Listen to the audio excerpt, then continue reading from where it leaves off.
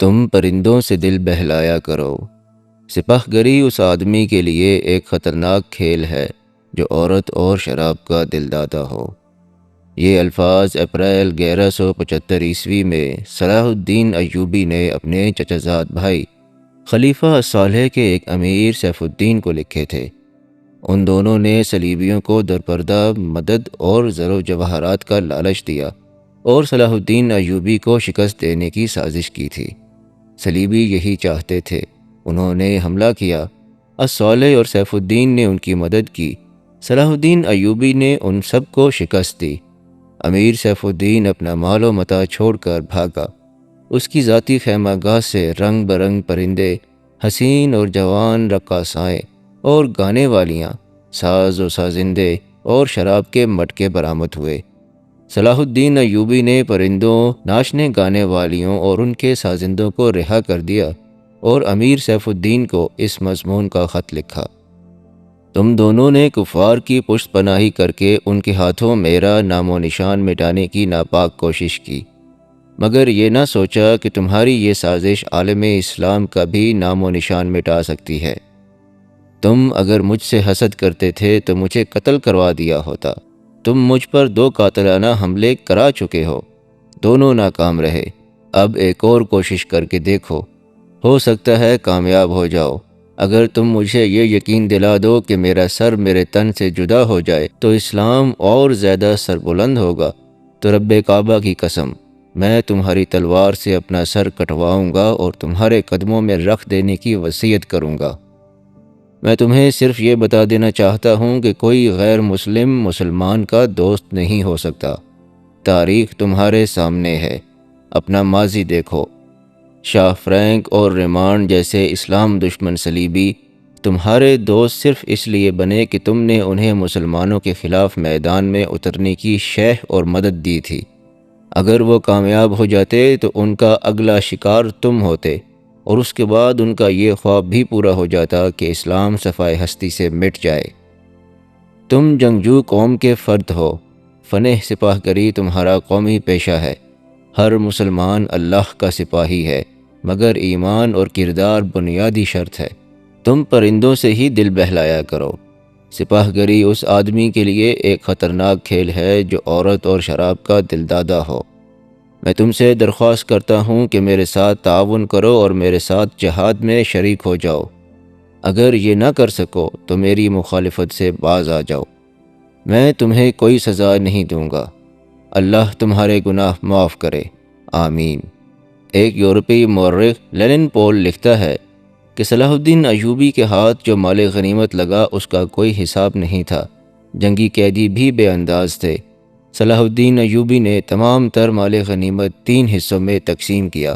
ایک حصہ جنگی قیدیوں میں تقسیم کر کے انہیں رہا کر دیا، دوسرا حصہ اپنی سپاہ اور غریبوں میں تقسیم کیا، اور تیسرا حصہ مدرسہ نظام الملک کو دے دیا۔ اس نے اسی مدرسے سے تعلیم حاصل کی تھی۔ نہ خود کچھ رکھا، نہ اپنے کسی جرنیل کو کچھ دیا۔ اس کا نتیجہ یہ ہوا کہ جنگی قیدی، جن میں بہت سے مسلمان تھے اور باقی غیر مسلم، وہ رہا ہو کر صلاح الدین ایوبی کے کیمپ میں جمع ہو گئے اور اس کی اطاعت قبول کر کے اپنی خدمات اس کی فوج کے لیے پیش کر دیں۔ ایوبی کی کشادہ ظرفی اور عظمت دور دور تک مشہور ہو گئی۔ اس سے پہلے حسن بن صباح کے پراسرار فرقے فدائی، جنہیں یورپی مورخوں نے قاتلوں کا گروہ لکھا ہے، صلاح الدین ایوبی پر 2 بار قاتلانہ حملہ کر چکے تھے، لیکن خدائے ذوالجلال کو اپنے اس عظیم مرد مجاہد سے بہت کام لینا تھا۔ دونوں بار ایک معجزہ ہوا کہ اسلام کا یہ محافظ بال بال بچ گیا۔ اس پر تیسرا قاتلانہ حملہ اس وقت ہوا جب وہ اپنے مسلمان بھائیوں اور صلیبیوں کی سازش کی چٹان کو شمشیر سے ریزہ ریزہ کر چکا تھا۔ امیر سیف الدین میدان سے بھاگ گیا تھا، مگر وہ صلاح الدین کے خلاف حسد اور کینے سے باز نہ آیا۔ اس نے حسن بن صباح کے قاتل فرقے کی مدد حاصل کر لی۔ یہ فرقہ ایک مدت سے اسلام کی آستین میں سانپ کی طرح پل رہا تھا۔ اس کا تفصیلی تعارف بہت ہی طویل ہے۔ مختصر یہ کہ جس طرح زمین سورج سے الگ ہو کر گناہوں کا گہوارہ بن گئی ہے، اسی طرح حسن بن صباح نام کے ایک آدمی نے اسلام سے الگ ہو کر نبیوں اور پیغمبروں والی عظمت حاصل کرنے کا منصوبہ بنایا۔ وہ اپنے آپ کو مسلمان ہی کہلاتا رہا اور ایسا گروہ بنا لیا جو طلسماتی طریقوں سے لوگوں کو اپنا پیروکار بناتا تھا۔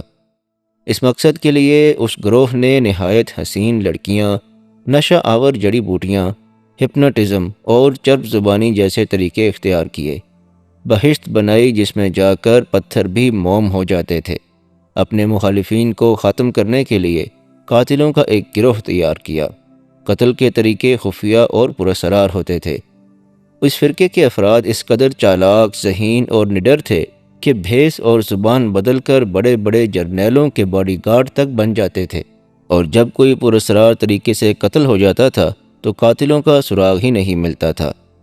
کچھ عرصے بعد یہ فرقہ قاتلوں کے گروہ کے نام سے مشہور ہو گیا۔ یہ لوگ سیاسی قتل کے ماہر تھے، زہر بھی استعمال کرتے تھے جو حسین لڑکیوں کے ہاتھوں شراب میں دیا جاتا تھا۔ بہت مدت تک یہ فرقہ اسی مقصد کے لیے استعمال ہوتا رہا۔ اس کے پیروکار فدائی کہلاتے تھے۔ صلاح الدین ایوبی کو نہ حسین لڑکیوں سے دھوکہ دیا جا سکتا تھا نہ شراب سے۔ وہ ان دونوں سے نفرت کرتا تھا۔ اسے قتل کرنے کا یہی ایک طریقہ تھا کہ اس پر قاتلانہ حملہ کیا جائے۔ اس کے محافظوں کی موجودگی میں اس پر حملہ نہیں کیا جا سکتا تھا۔ 2 حملے ناکام ہو چکے تھے۔ اب جبکہ صلاح الدین کو یہ توقع تھی کہ اس کا چچا زاد بھائی الصالح اور امیر سیف الدین شکست کھا کر توبہ کر چکے ہوں گے، انہوں نے انتقام کی ایک اور زیر زمین کوشش کی۔ صلاح الدین ایوبی نے اس فتح کا جشن منانے کی بجائے حملے جاری رکھے اور 3 قصبوں کو قبضے میں لے لیا۔ ان میں غازہ کا مشہور قصبہ بھی تھا۔ اسی قصبے کے گرد و نواح میں ایک روز صلاح الدین ایوبی امیر جاوا الاسدی کے خیمے میں دوپہر کے وقت غنودگی کے عالم میں سستا رہا تھا۔ اس نے اپنی وہ پگڑی نہیں اتاری تھی جو میدان جنگ میں اس کے سر کو صحرا کے سورج اور دشمن کی تلوار سے محفوظ رکھتی تھی۔ خیمے کے باہر اس کے محافظوں کا دستہ موجود اور چوکس تھا۔ باڈی گارڈز کے اس دستے کا کمانڈر ذرا سی دیر کے لیے وہاں سے چلا گیا۔ ایک محافظ نے صلاح الدین ایوبی کے خیمے کے گرے ہوئے پردوں میں سے جھانکا۔ اسلام کی عظمت کے پاسبان کی آنکھیں بند تھیں۔ وہ پیٹھ کے بل لیٹا ہوا تھا۔ اس محافظ نے باڈی گارڈز کی طرف دیکھا۔ ان میں سے 3-4 باڈی گارڈز نے اس کی طرف دیکھا۔ محافظ نے اپنی آنکھیں بند کر کے کھولیں۔ 3-4 محافظ اٹھے اور دوسروں کو باتوں میں لگا لیا۔ محافظ خیمے میں چلا گیا، کمر بند سے خنجر نکالا، دبے پاؤں چلا اور پھر چیتے کی طرح سوئے ہوئے صلاح الدین ایوبی پر جست لگائی۔ خنجر والا ہاتھ اوپر اٹھا۔ عین اس وقت صلاح الدین ایوبی نے کروٹ بدل لی۔ یہ نہیں بتایا جا سکتا کہ محافظ خنجر کہاں مارنا چاہتا تھا، دل میں یا سینے میں، مگر ہوا یوں کہ خنجر صلاح الدین ایوبی کی پگڑی کے بالائی حصے میں اتر گیا اور سر سے بال برابر دور رہا۔ پگڑی سر سے اتر گئی۔ صلاح الدین ایوبی بجلی کی تیزی سے اٹھا۔ اسے یہ سمجھنے میں دیر نہ لگی کہ یہ سب کیا ہے۔ اس پر اس سے پہلے ایسے 2 حملے ہو چکے تھے۔ اس نے اس پر بھی حیرت کا اظہار نہ کیا کہ حملہ آور اس کے اپنے باڈی گارڈز کے لباس میں تھا، جسے اس نے خود اپنے باڈی گارڈز کے لیے منتخب کیا تھا۔ اس نے ایک سانس جتنا عرصہ بھی ضائع نہ کیا۔ حملہ آور اس کی پگڑی سے خنجر کھینچ رہا تھا۔ ایوبی سر سے ننگا تھا۔ اس نے حملہ آور کی ٹھوڑی پر پوری طاقت سے گھونسا مارا۔ ہڈی ٹوٹنے کی آواز سنائی دی۔ حملہ آور کا جبڑا ٹوٹ گیا تھا۔ وہ پیچھے کو گرا اور اس کی منہ سے ہیبت ناک آواز نکلی۔ اس کا خنجر صلاح الدین ایوبی کی پگڑی میں رہ گیا تھا۔ ایوبی نے اپنا خنجر نکال لیا۔ اتنے میں 2 محافظ دوڑتے ہوئے اندر آئے۔ ان کے ہاتھوں میں تلواریں تھیں۔ صلاح الدین ایوبی نے انہیں کہا کہ اسے زندہ پکڑ لو، مگر یہ دونوں محافظ صلاح الدین ایوبی پر ٹوٹ پڑے۔ صلاح الدین ایوبی نے ایک خنجر سے 2 تلواروں کا مقابلہ کیا۔ یہ مقابلہ 1 یا 2 منٹ کا تھا، کیونکہ تمام باڈی گارڈز اندر آ گئے تھے۔ صلاح الدین ایوبی یہ دیکھ کر حیران رہ گیا کہ اس کے باڈی گارڈز 2 حصوں میں تقسیم ہو کر ایک دوسرے کو لہو لہان کر رہے تھے۔ اسے چونکہ معلوم نہیں تھا کہ ان میں اس کا دشمن کون اور دوست کون ہے، وہ اس معرکے میں شریک نہ ہو سکا۔ کچھ دیر بعد جب باڈی گارڈز میں سے چند ایک مارے گئے، کچھ بھاگ گئے اور بعض زخمی ہو کر بے حال ہو گئے، تو انکشاف ہوا کہ اس دستے میں جو صلاح الدین ایوبی کی حفاظت پر مامور تھا، 7 محافظ فدائی تھے جو صلاح الدین ایوبی کو قتل کرنا چاہتے تھے۔ انہوں نے اس کام کے لیے صرف ایک فدائی خیمے میں بھیجا تھا۔ اندر صورتحال بدل گئی، چنانچہ باقی بھی اندر چلے گئے۔ اصل محافظ بھی اندر گئے، وہ صورتحال سمجھ گئے اور صلاح الدین ایوبی بچ گیا۔ اس نے اپنے پہلے حملہ آور کی شہرک پر تلوار کی نوک رکھ کر پوچھا کہ وہ کون ہے اور اسے کس نے بھیجا ہے۔ سچ بولنے کے بدلے صلاح الدین ایوبی نے اسے جاں بخشی کا وعدہ دیا۔ اس نے بتا دیا کہ وہ فدائی ہے اور اسے کمشتکن، جسے بعض مورخوں نے مشگین لکھا ہے، اس نے اس کام کے لیے بھیجا تھا۔ کمشتگن الصالح کے ایک قلعے کا گورنر تھا۔ اصل کہانی سنانے سے پہلے یہ ضروری معلوم ہوتا ہے کہ ان واقعات سے پہلے کے دور کو دیکھا جائے۔ صلاح الدین ایوبی کے نام، اس کی عظمت اور تاریخ اسلام میں اس کے مقام اور کارناموں سے کون واقف نہیں؟ ملت اسلامیہ تو اسے بھول ہی نہیں سکتی، مسیحی دنیا بھی اسے ہمیشہ یاد رکھے گی۔ لہٰذا یہ ضروری معلوم نہیں ہوتا کہ صلاح الدین ایوبی کا شجرہ نسب تفصیل سے بیان کیا جائے۔ ہم جو کہانی سنانے لگے ہیں وہ اس نوعیت کی ہے جس کی وسعت کے لیے تاریخ کا دامن تنگ ہوتا ہے۔ یہ تفصیلات وقائع نگاروں اور قلمکاروں کی ریکارڈ کی ہوئی ہوتی ہیں، کچھ سینہ بسینہ اگلی نسلوں تک پہنچتی ہیں۔ تاریخ کے دامن میں صلاح الدین ایوبی کے صرف کارنامے محفوظ کیے گئے ہیں۔ ان سازشوں کا ذکر بہت کم آیا ہے جو اپنوں نے اس کے خلاف کی، اور اس کی بڑھتی ہوئی شہرت اور عظمت کو داغدار کرنے کے لیے اسے ایسی لڑکیوں کے جال میں پھانسنے کی بار بار کوشش کی گئی جن کے حسن میں طلسماتی اثر تھا۔ تاریخ اسلام کا یہ حقیقی ڈرامہ 23 مارچ 1129 عیسوی کے روز سے شروع ہوتا ہے، جب صلاح الدین ایوبی کو مصر کا وائسرائے اور فوج کا کمانڈر ان چیف بنایا گیا۔ اسے اتنا بڑا رتبہ ایک تو اس لیے دیا گیا کہ وہ حکمران خاندان کا نونہال تھا، اور دوسرے اس لیے کہ اوائل عمر میں ہی وہ فن حرب و ضرب کا ماہر ہو گیا تھا۔ سپاہ گری ورثے میں پائی تھی۔ اس کے ذہن میں حکمرانی کا مطلب بادشاہی نہیں بلکہ اسلام کی پاسبانی اور قوم کی عظمت اور فلاح و بہبود تھی۔ اس کا جب شعور بیدار ہوا تو پہلی خلش یہ محسوس ہوئی کہ مسلمان حکمرانوں میں نہ صرف یہ کہ اتحاد نہیں، بلکہ وہ ایک دوسرے کی مدد سے بھی گریز کرتے تھے۔ وہ عیاش ہو گئے تھے۔ شراب اور عورت نے جہاں ان کی زندگی رنگین بنا رکھی تھی، وہاں عالم اسلام اور خدا کے اس عظیم مذہب کا مستقبل تاریک ہو گیا تھا۔ ان امیروں، ان کے وزیروں اور مشیروں کے حرم غیر مسلم لڑکیوں سے بھرے ہوئے تھے۔ زیادہ تر لڑکیاں یہودی اور عیسائی تھیں جنہیں خاص تربیت دے کر ان حرموں میں داخل کیا گیا تھا۔ غیر معمولی حسن اور اداکاری میں کمال رکھنے والی یہ لڑکیاں مسلمان حکمرانوں اور سربراہوں کے کردار اور قومی جذبے کو دیمک کی طرح کھا رہی تھیں۔ اس کا نتیجہ یہ تھا کہ صلیبی، جن میں فرینک، جسے فرنگی بھی کہا جاتا ہے، خاص طور پر قابل ذکر ہیں، وہ مسلمانوں کی سلطنتوں کے ٹکڑے ہڑپ کرتے چلے جا رہے تھے، اور بعض مسلم حکمران شاہ فرینک کو سالانہ ٹیکس یا جزیہ بھی ادا کر رہے تھے، جس کی حیثیت غنڈہ ٹیکس کی سی تھی۔ صلیبی اپنی جنگی قوت کے رعب سے اور چھوٹے موٹے حملوں سے حکمرانوں کو ڈراتے رہتے، کچھ علاقے پر قبضہ کر لیتے، تاوان اور ٹیکس بھی وصول کرتے تھے۔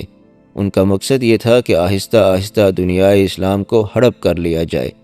مسلمان حکمران اپنی رعایا کا خون چوس کر ٹیکس دیتے رہتے تھے۔ ان کا مقصد یہ تھا کہ انہیں عیش و عشرت میں پریشان نہ کیا جائے۔ فرقہ پرستی کے بیج بھی بو دیے گئے تھے۔ ان میں سب سے خطرناک فرقہ حسن بن صباح کا تھا، جو صلاح الدین ایوبی کی جوانی سے ایک صدی پہلے معرض وجود میں آیا تھا۔ یہ مفاد پرستوں کا فرقہ تھا، بے حد خطرناک اور پراسرار۔ یہ لوگ اپنے آپ کو فدائی کہتے تھے، جو بعد میں حشیشین کے نام سے مشہور ہوئے، کیونکہ وہ حشیش نام کی ایک نشہ آور شے سے دوسرے کو اپنے جال میں پھانستے تھے۔ صلاح الدین ایوبی نے مدرسہ نظام الملک میں تعلیم حاصل کی۔ یاد رہے کہ یہ نظام الملک دنیا اسلام کی ایک سلطنت کے وزیر تھے۔ یہ مدرسہ انہوں نے قائم کیا تھا جس میں اسلامی تعلیم دی جاتی اور بچوں کو اسلامی نظریات اور تاریخ سے بہرہ کیا جاتا تھا۔ ایک مورخ ابن الاطہر کے مطابق نظام الملک حسن بن صباح کے فدائیوں کا پہلا شکار ہوئے تھے، کیونکہ وہ رومیوں کی توسیع پسندی کی راہ میں چٹان بنے ہوئے تھے۔ رومیوں نے 1091 عیسوی میں انہیں فدائیوں کے ہاتھوں قتل کرا دیا۔ ان کا مدرسہ قائم رہا۔ صلاح الدین ایوبی نے وہیں تعلیم حاصل کی۔ اسی عمر میں اس نے سپاہ گری کی تربیت اپنے بزرگوں سے لی۔ نور الدین زنگی نے اسے جنگی چالیں سکھائیں، ملک کے انتظامات کے سبق دیے اور ڈپلومیسی میں مہارت دی۔ اس تعلیم و تربیت نے اس کے اندر وہ جذبہ پیدا کر دیا جس نے آگے چل کر اسے صلیبیوں کے لیے بجلی بنا دیا۔ اوائل جوانی میں ہی اس نے وہ ذہانت اور اہلیت حاصل کر لی تھی جو ایک عظیم سالار اعظم کے لیے ضروری ہوتی ہے۔ صلاح الدین ایوبی نے فن حرب و ضرب میں جاسوسی، کمانڈو اور گوریلا آپریشن کو خصوصی اہمیت دی۔ اس نے دیکھ لیا تھا کہ صلیبی جاسوسی کے میدان میں آگے نکل گئے ہیں اور وہ مسلمانوں کے نظریات پر نہایت کارگر حملے کر رہے ہیں۔ صلاح الدین ایوبی نظریات کے محاذ پر لڑنا چاہتا تھا جس میں تلوار استعمال نہیں ہوتی۔ اس کہانی میں آگے چل کر آپ دیکھیں گے کہ اس کی تلوار کا وار تو گہرا ہوتا ہی تھا، لیکن اس کی محبت کا وار اس سے کہیں زیادہ مار کرتا تھا۔ اس کے لیے تحمل اور بردباری کی ضرورت ہوتی ہے جو اس نے اوائل عمر میں ہی اپنے آپ میں پیدا کر لی تھی۔